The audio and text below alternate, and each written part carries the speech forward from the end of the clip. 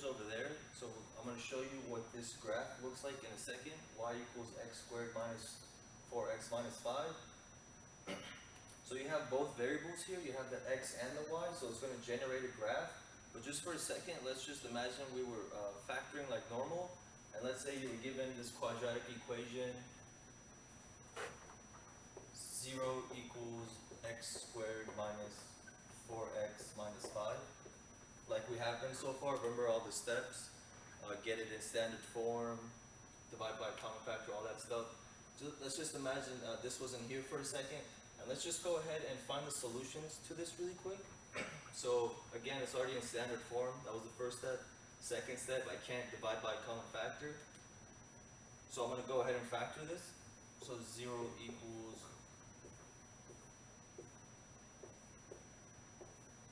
5 looks like 1 and 5. Since this is negative, this has to be negative. Okay, now using the zero factor property, we get that x minus 5 is equal to 0, or that x plus 1 is equal to 0. And then we get that our solutions are x equals 5 and x equals negative 1. So just keep this in mind. We were given this quadratic equation, we factored it, and we got the solutions to be x equals 5 and x equals negative 1. So now we're going to go ahead onto the projector and observe this graph and see how all this process ties in together. Okay, so this is the equation y equals x squared minus 4x minus 5. We just looked at that on the whiteboard. So this is the graph that it generates, a parabolic type shape. Okay, and then recall that the solutions we found were x equals 5 and x equals negative 1. But that happened when we said y equal to 0, right? And recall when you said y equal to 0, you get the x-intercepts of your graph. So looking at this graph, I notice it has two x-intercepts, one occurring right here and the other happens right there. And notice that they're the same values that we got when we factored the quadratic equation. We got x equals 5 and x equals negative 1 when we did it algebraically. It turns out that we're getting the same solution when we're just visually looking at it, because the x-intercept here is 5 and the x-intercept here is negative 1. So an easier way to find the solutions to a quadratic equation is just to look for the x-intercepts, because that's what the solutions really are. Alright, so here we have a quadratic equation in standard form. Notice that the y value has been set equal to 0.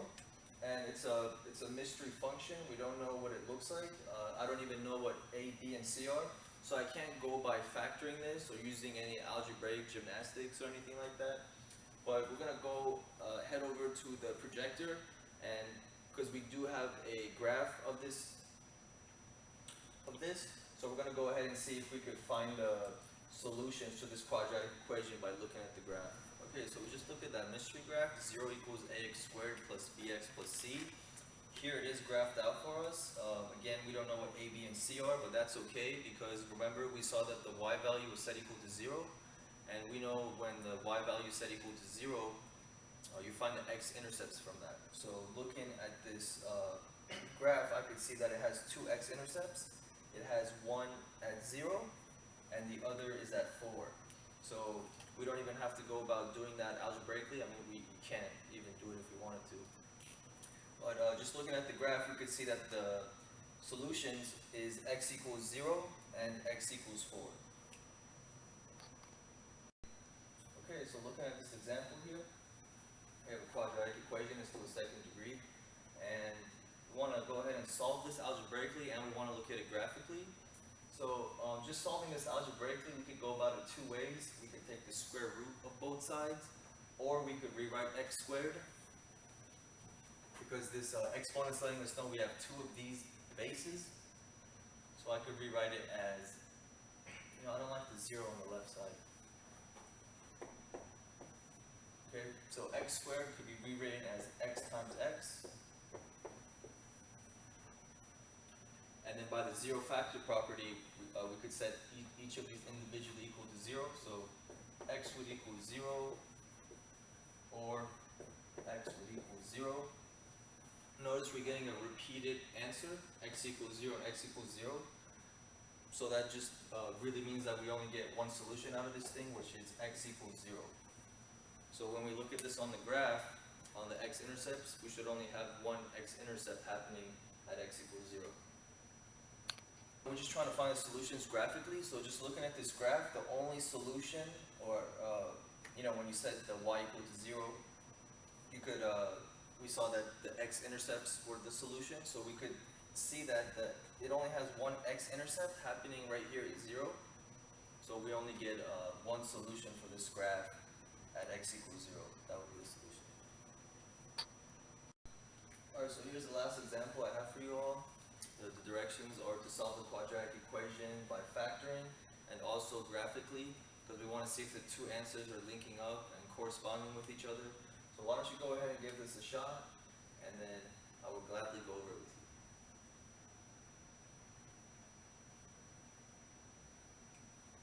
Okay, so it's already in standard form, and there's no common factor to divide by.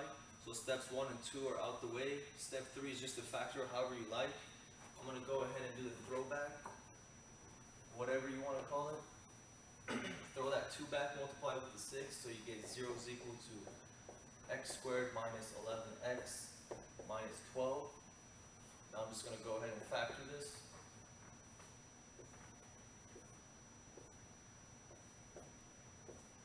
So the 12 looks like 12 and 1, and since this is negative, this will be negative. Okay? But you know how we multiplied by the 2? Be careful to balance it out by dividing by the 2 now.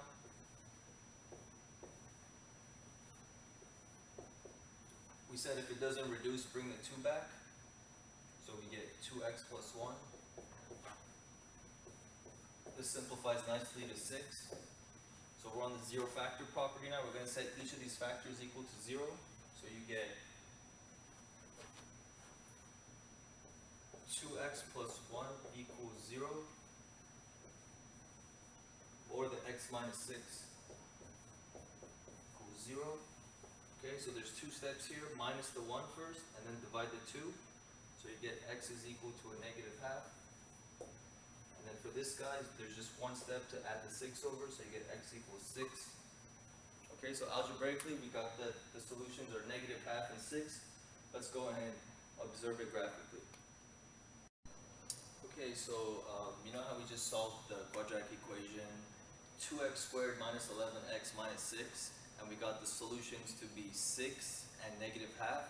So here is the graph of that equation. It's a parabola, and then I can't really seem to see the x-intercepts, which are the solutions. I want to see if they match up with what we got algebraically. It should be 6 and negative half.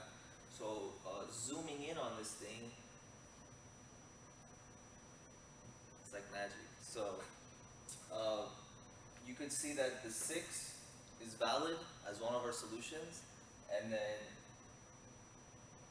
you might not be able to see it on camera, but it's right in the midpoint in between 0 and 1, so we know that's a negative half. So looking at the graph, we see that it matches up with what we got algebraically. And that's the end of this video, so I thank you guys.